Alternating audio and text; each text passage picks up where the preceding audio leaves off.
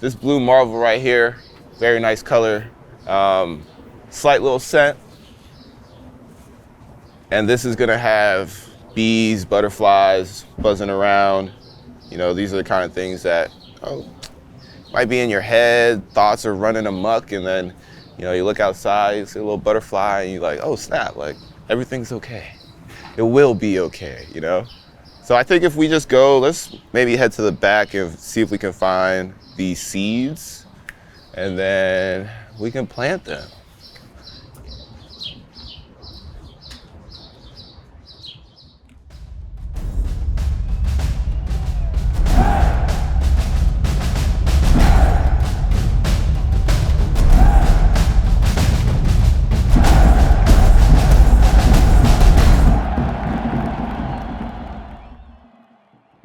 You've had early success in your MLS career, and you've obviously had a long career, which is not an easy thing to do, right? You've won Rookie of the Year and an MLS Cup. Would you say that your upbringing and the people around you helped contribute to that, or was there something in you that developed or changed over time as you kind of made it to where you are today? Yeah, I mean, definitely. When I was younger, I was undersized, and when it came to the group of friends, I was the only black kid. You know, I remember vividly feeling like a little left out, feeling like the underdog, if you will, you know, but I do credit my father there because he was one that taught me to understand that there are forces outside of you that you cannot control, but like as long as you internally in your own mind, you're staying stable, you're staying grounded, and also activating towards, you know, maximizing your potential, you'll be okay. And I believe that translated into my career because a lot of it, honestly, when you really like step back and look at it, it's a little lucky. Went to Kansas City right when they rebranded. The year before I got there, they were playing on a baseball field. I didn't expect to even be playing a lot, you know, my rookie year, and a lot of things happened that just, next thing you knew, I found myself playing. The first preseason game, Kansas City versus New York Red Bull, and in the warm-up, the starting forward pulled a hamstring, and next thing you know, assistant coach is running to me, hey, can you go? Can you play? I'm like, hell yeah, like, let's go. To this day, being in this league, I feel like that's where it started because from then on, I was at least afforded an opportunity. And then yes, with a lot of opportunities, I was able to capitalize and led to Rookie of the Year. And then 2 years later, winning MLS Cup, you know? So for those things that happen early in your career, it's like surreal. But it's also kind of, you can be hard on yourself too, right? Because you accomplished that so early, now you're almost kind of expecting it. So, you know, that was a bit of a battle, has been, I guess, throughout the remainder of my career. However, where I'm at now, I'm like so thankful to even just be on the field and being able to, you know, run around and, you know, provide for my family.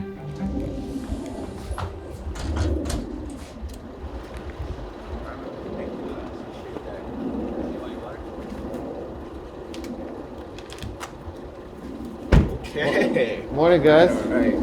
Top of the morning. How we living? Welcome. Thank you, bro. Thank you very much. Thank you very much. Happy to be here, baby. You. Happy to have you, sir. You see me, dog.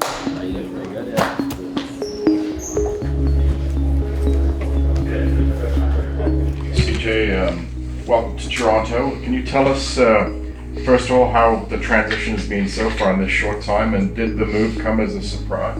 Yeah, definitely a surprise, and it's been a little bit of a whirlwind. Fortunately, I'm able to get right into the group and focus on a game. Everything else will work itself over time, but it will be a process. But other than that, I'm excited to start a new journey, a new chapter, and, you know, to be with a group of guys, an organization that's decorated. And I've been in the league for 13 years now. You know, I've seen them win many championships. I actually was here 2017 when they won, or we won, you know, now. So I'm trying to add to the trophy case. I get to walk by on my days here before training, and to be playing on that field and have it be my home field is a good feeling. And I just want to work for the team and score goals, man.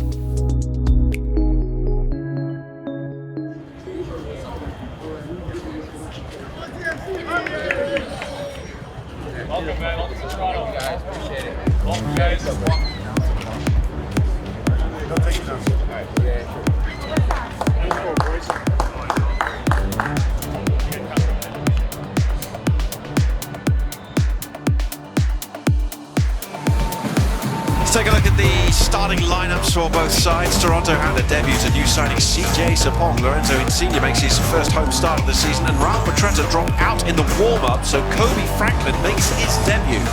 Boys with the whistle, away we go. Tonight by the lake, they are seeking some redemption. First 35 minutes, very good. Okay, Kobe's found good spots. Alonzo, you're in good spots. We've used CJ a few times. We can continue to look for him. On the one, Sigurd, near the end of the half, just, as you play that ball, just hit up to CJ.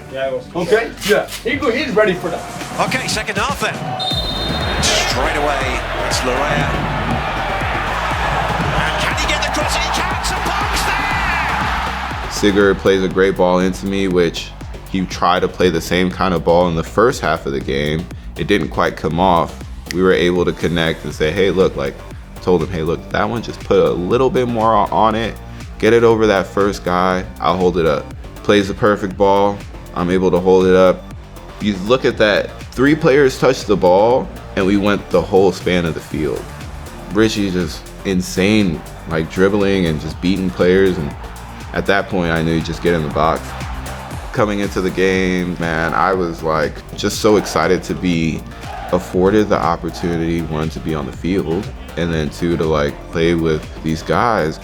I've always felt like with what I bring, I'm also going to be able to push my teammates towards having their own opportunities or providing opportunities for myself. And I mean, that goal was all of that wrapped into one, right? And whew, what a great feeling. I'll remember that one for a long time.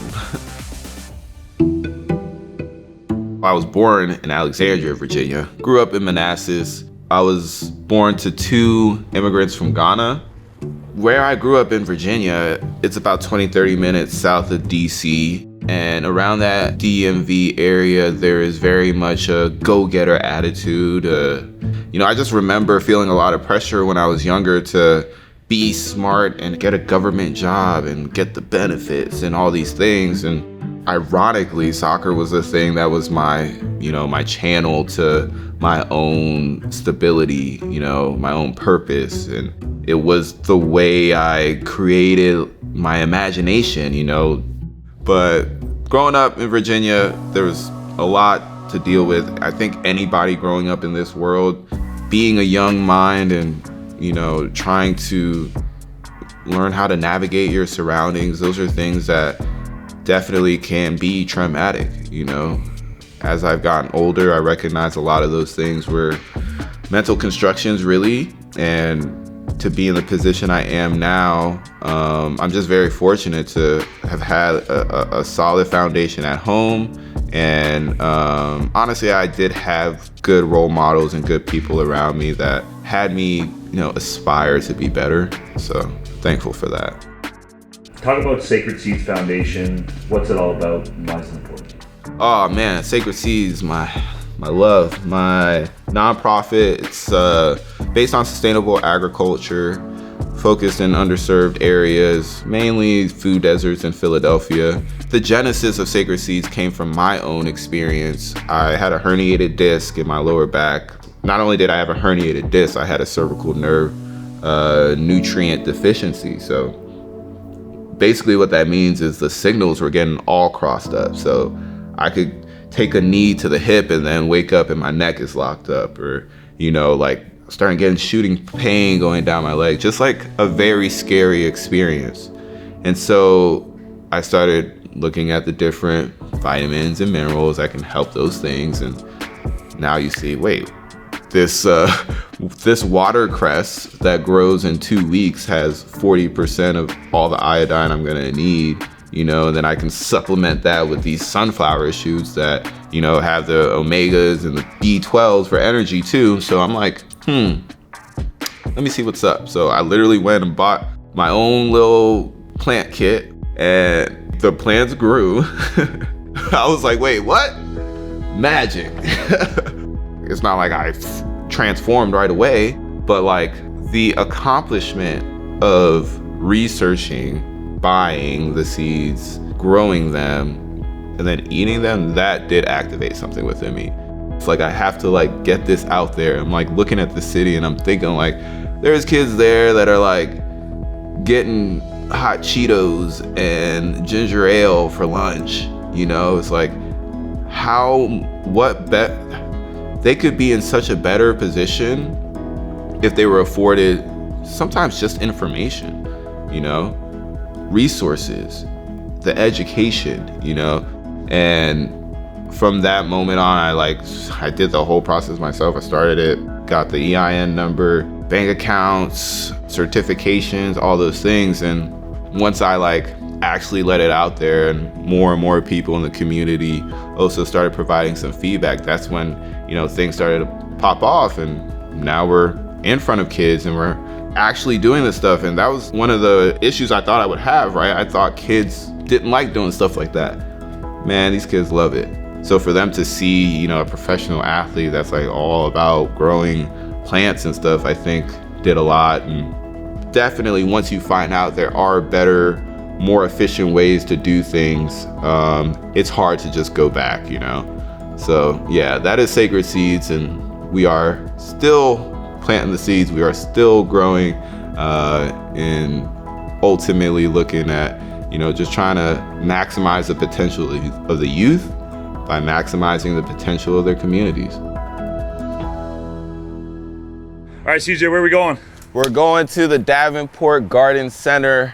I'm very excited about this. It's been a while since I've, you know, been in a place with a lot of plants, and I'm looking to, you know, possibly get something to really bring in this new transition and, you know, have a nice piece of green life growing with me as I, you know, get into life here in Toronto and, you know, allow my roots to grow, settle, and bring some stability, you know. So let's see what we got.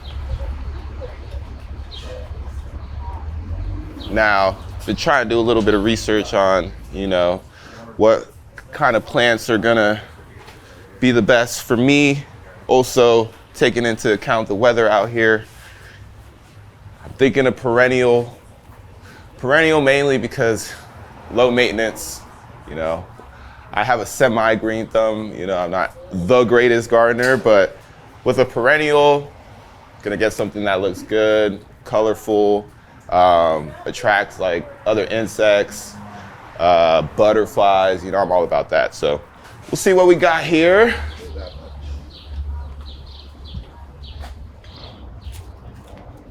Beautiful. I Look. think that the butterflies are going to be really happy if you plant that. Okay. And the wild bergamot.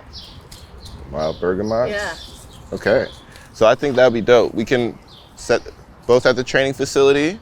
So yeah, we'll have this one. It's already, look at this. It's ready to grow, baby. Just like TFC. Come on now. I think, you know, something the guys can see every time we go in and out, you know, for training. I might even get them to, you know, throw a little love on there, you know, when we're going in and out of training. I like it a lot.